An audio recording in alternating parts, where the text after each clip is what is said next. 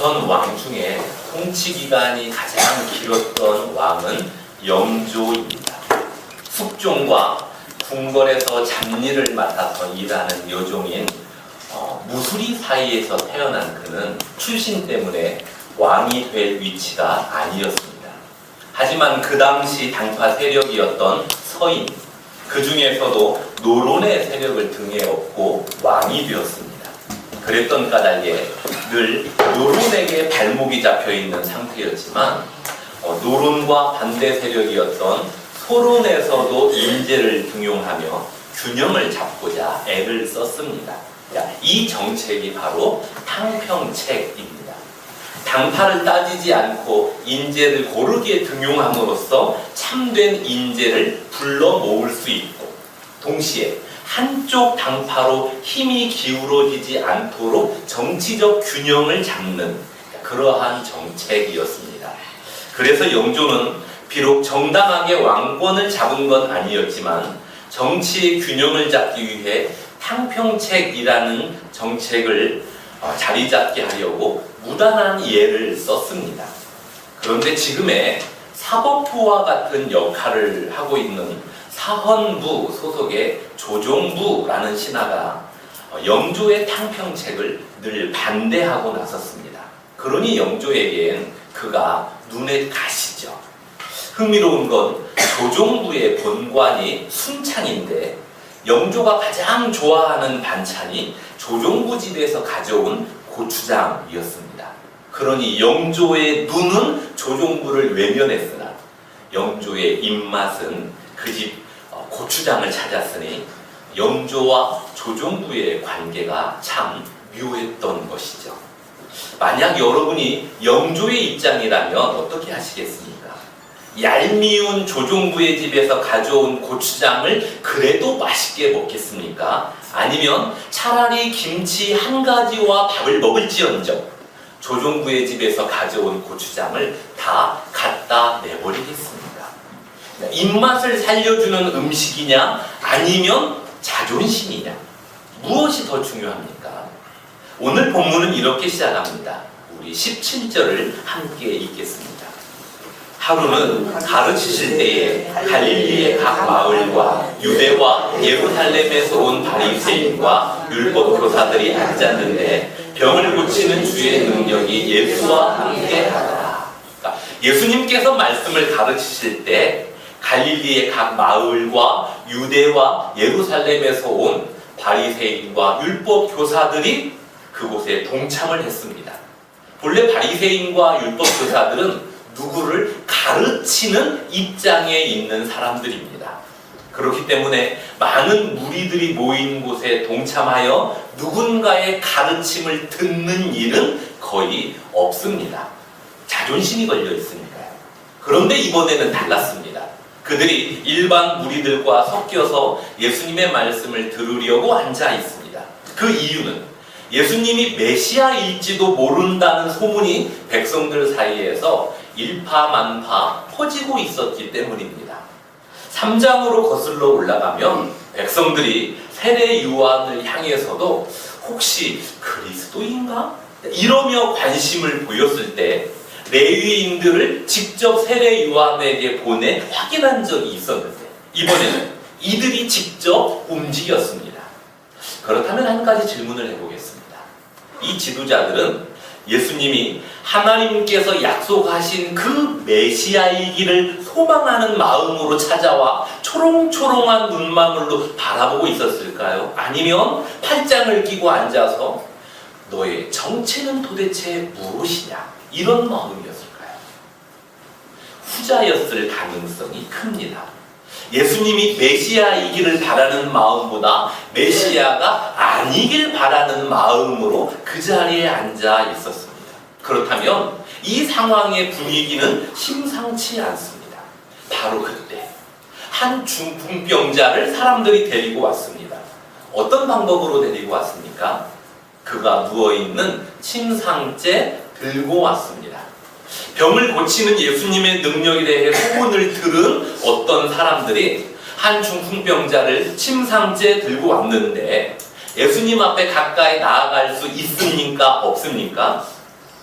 사람들이 너무나 많이 모인 까닭에 접근이 어렵습니다.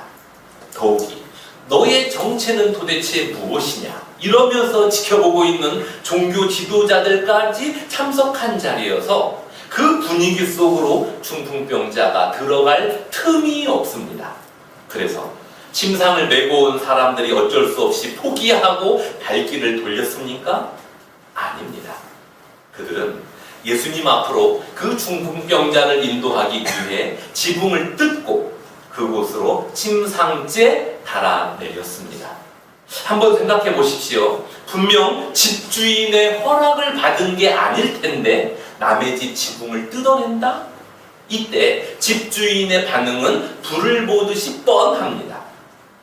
또 집주인을 겨우 설득해서 병자를 내렸는데 예수님께서 말씀 가르치는데 방해된다며 화를 내신다?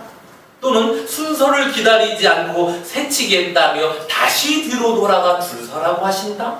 이렇게 되면 이들의 행위는 많은 사람들의 비난을 받게 됩니다. 그러니까 이러한 모든 상황을 감수한 채 지붕을 뜯고 병자를 침상째 달아내렸다는 건 이들에게 있어서 사람들의 비난은 그리 중요하지 않았다는 이야기입니다. 물론 사람들이기에 누군가로부터 비난을 듣는다면 정말 견디기 어려운 건 사실입니다. 1994년 전도사로 처음 사역을 나간 교회에서 초등학생들 여름 성경학교를 캠프로 진행했습니다. 그때 프로그램 중 하나가 야간 철로 역정이었습니다. 그러니까 모든 코스가 산속에서 이루어졌기 때문에 밤 시간대에 초등학생들을 움직인다는 건 쉽지 않았습니다. 게다가 캠프에 참석한 아이들만 99명이었습니다. 그러니 산속에서 통제는 물론 상당히 위험한 상황입니다. 그런데 그땐 제가 너무 젊었고 경험도 부족해서 막 밀어붙였습니다. 그러니까 무식하면 용감하다고 그땐 제가 그랬습니다.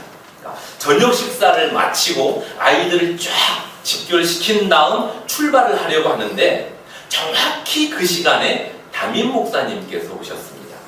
그 교회 역사상 성경학교를 캠프로 처음 나간 상황이라 담임 목사님께서 격려차 오셨던 거죠.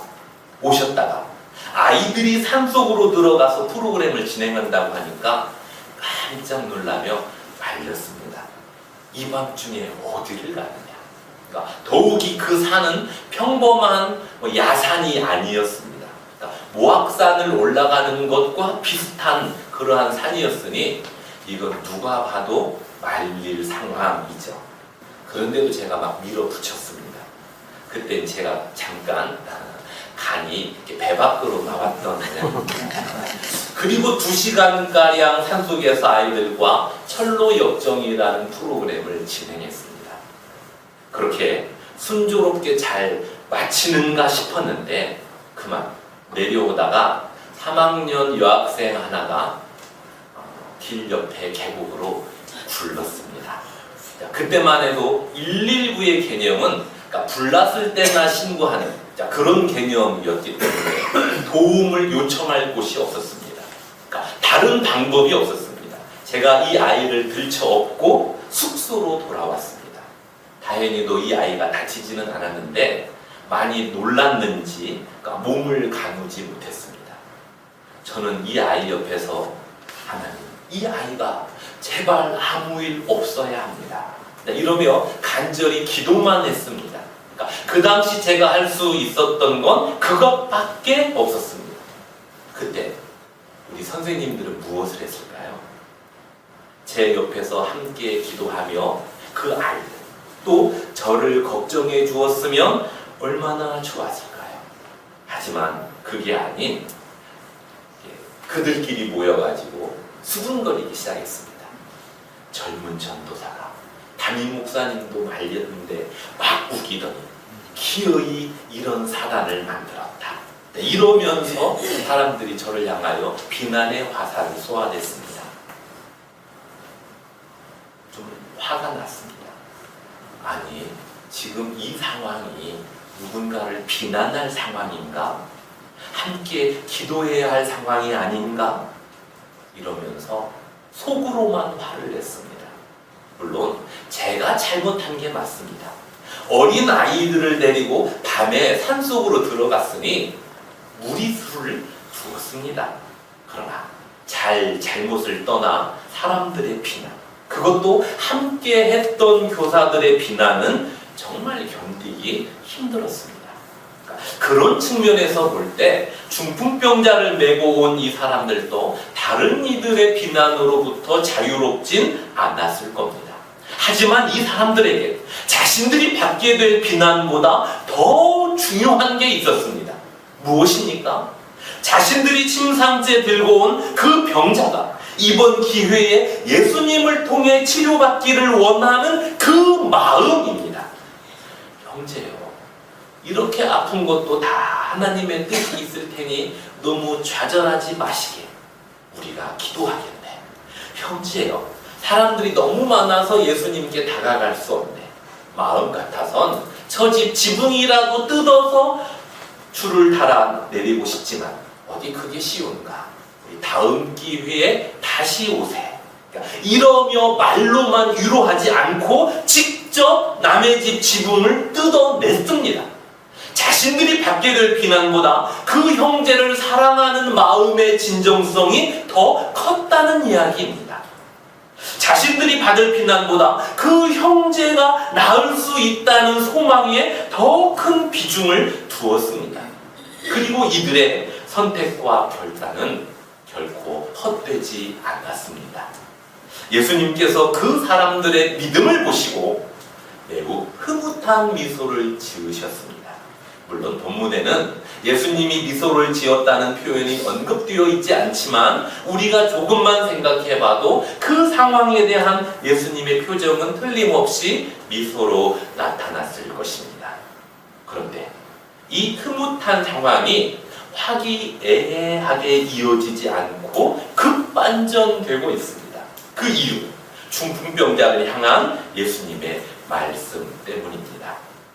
만약 예수님께서 중풍병자를 향해 일어나 걸으라, 그리고 네가 가지고 온 침상을 가지고 집으로 가라, 이렇게 말씀하셨다면, 그리고 사람이 나았다면 많은 이들의 환호는 물론이요, 종교 지도자들 또한 정말 이 예수가 메시아인가? 이러면서 예수님께 좀 더 호감을 가졌을 겁니다.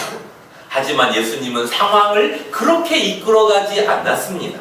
어떻게 하셨습니까? 20절을 보시죠. 예수께서 그들의 믿음을 보시고 이르시되 이 사람아, 네 죄사함을 받았느니라 하시니. 예수님의 이 한마디에 그곳은 순간 얼음이 되어버렸습니다. 왜요? 이스라엘 백성들, 그 중에서도 종교 지도자들은 여호와 하나님에 대해 매우 민감했거든요. 그것을 단적으로 보여주는 한 예가, 이들은 성경을 읽을 때 여호와라는 이 명칭이 나오면 여호와라 읽지 못했습니다. 그래서 따로 아도나이라고 적어서 여호와라는 그 단어가 나올 때는 아도나이로 바꿔 읽었습니다. 여호와의 이름을 망령되게 부르지 말라는 십계명의 의미가 그게 아닌데도 행여나 그 계명을 어기는 것이 될까봐 아예 여호와 대신 아도나이로 바꿔 읽을 정도였습니다. 또 성경을 필사하는 서기관들 경우에는 여호와라는 단어를 쓰게 되면 얼른 가서 자기들의 몸을 씻고 또 붓을 빨아서 새로 썼습니다. 그러니까 이 정도였습니다. 그런데 오직 하나님만이 하실 수 있는 죄사함의 결정권을 나사렛 시골 출신의 한 청년이 겁도 없이 선포하고 있으니 이건 누가 봐도 완전 신성 모독죄입니다. 이스라엘 백성들에게 있어서 신성 모독죄는 사형에 해당이 됩니다. 그런데도 너무나 당당하게 죄사함을 거론하고 있으니 이 예기치 못한 상황 앞에서 종교 지도자들의 입이 떨어지지 않았습니다. 그래서 속으로만 생각하기를 21절 서기관과 바리새인들이 생각하여 이르되 이 신성 모독하는 자가 누구냐? 오직 하나님 외에 누가 능히 죄를 사하겠느냐? 그러니까 너무 기가 막혀 말이 안 나오는 상황. 그래서 속으로만 분을 삼키고 있는 이 모습입니다. 그러니까 흥미로운 건 서기관과 바리새인들이 예수님을 향해 그 생각을 가지고 있을 때 22절을 보니까 예수님께서 그들의 생각을 아셨습니다. 그들의 생각을 아셨다는 건 예수님께서 죄사함의 문제를 언급했을 때 그들이 어떤 반응을 보일지도 아셨다는 말이 포함되어 있습니다. 지도자, 예수님에 대해 호감을 갖게 될 그런 찬스가 아니라 예수님에 대해 완전히 반감을 갖게 될 그런 반응이 나올 줄 예수님께서 아셨습니다. 그런데도 불구하고 예수님은 이 사람아 네 죄사함을 받았느니라 는 표현을 그들 앞에서 과감하게 사용하셨습니다. 왜 그러셨을까요? 우리 22절부터 23절까지 함께 읽겠습니다. 예수께서 그 생각을 하시고 대답하여 이르시되 너희 마음에 무슨 생각을 네 죄사함을 받았느니라 하는 말과 일어나 걸어가라 하는 말이 어느 것이 쉽겠느냐? 네 죄사함을 받았느니라 하는 말과 일어나 걸어가라 하는 말 중에 어느 게 쉬울까요? 그러나 인자가 땅에서 죄를 사하는 권세가 있는 줄을 너희로 알게 하리라는 내용이 이어지는 걸 볼 때 일어나 걸어가라 하는 말이 쉽지만 그러나 인자가 땅에서 죄를 사하는 권세가 있는 줄을 너희로 알게 하려고 그렇게 말한 것이다. 이런 흐름처럼 보입니다. 그런데 말입니다. 천지를 창조하실 때 말씀의 권능으로 모든 것을 창조하신 예수님에게 어떤 말은 쉽고 어떤 말은 어렵고 이렇게 구분되지 않습니다. 네 죄사함을 받았느니라 이 선포 앞에선 즉시 죄가 사함을 받게 되고 일어나 걸으라 이 명령 앞에선 날 때부터 앉은뱅이라 할지라도 그 자리에서 걷게 됩니다. 즉 예수님에겐 둘 다 쉽습니다. 하지만 네 죄사함을 받았느니라 이 내용을 언급하시면 그 자리에 참석한 종교 지도자들이 분명 발끈한다는 말입니다. 아니 뭐가 어쨌다고? 이러면서 그때부턴 예수님이 신성 모독했다는 거기에 온 신경을 곤두세운다는 말입니다.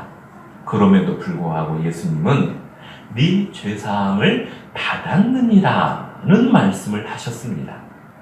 그 이유가 뭘까요? 24절을 보시죠.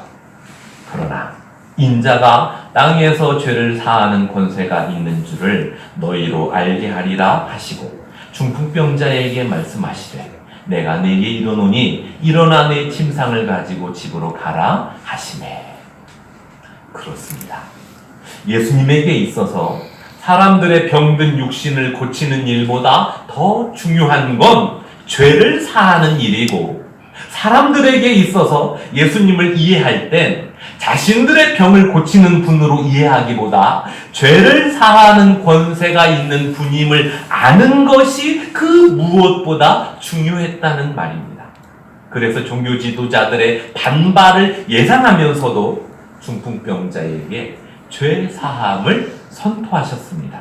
그렇게 선포하신 후 중풍병자에게 일어나 너의 침상을 가지고 집으로 가라 명령하셨는데 만약 그 중풍병자가 병이 낫지 못한 채 여전히 침상에 누워 집으로 돌아가면 어떻게 됩니까? 그러면 예수님에게 죄사함의 권세가 없다는 사실이 드러납니다. 하지만 중풍병자가 일어나서 자기가 누웠던 침상을 들고 가면요? 그러면 예수님에게 죄사함의 권세가 있음이 증명됩니다.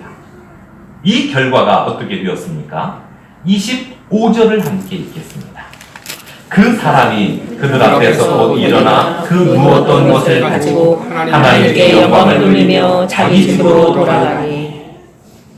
예수님에게 병을 고치는 능력이 있음은 물론 죄사함의 권세를 가진 메시아가 맞다는 증거입니다. 그렇다면 사람들은 이제 예수님을 대할 때 병을 고치는 능력자로 대하기보다 내 죄를 사하기 위하여 오신 메시아로 대해야 합니다.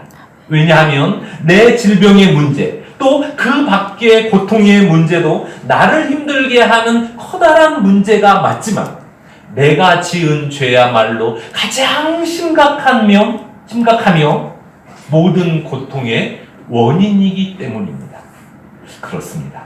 우리에게 가장 중요하고 우선적인 은혜는 죄사함입니다.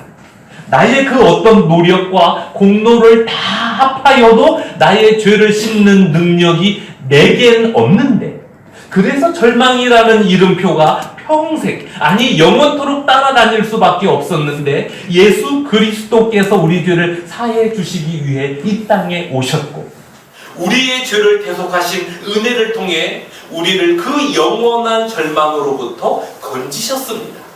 그래서 저와 여러분은 예수님 안에서 죄사함을 받은 성도가 되었습니다. 가장 값진 선물을 주님으로부터 받았습니다.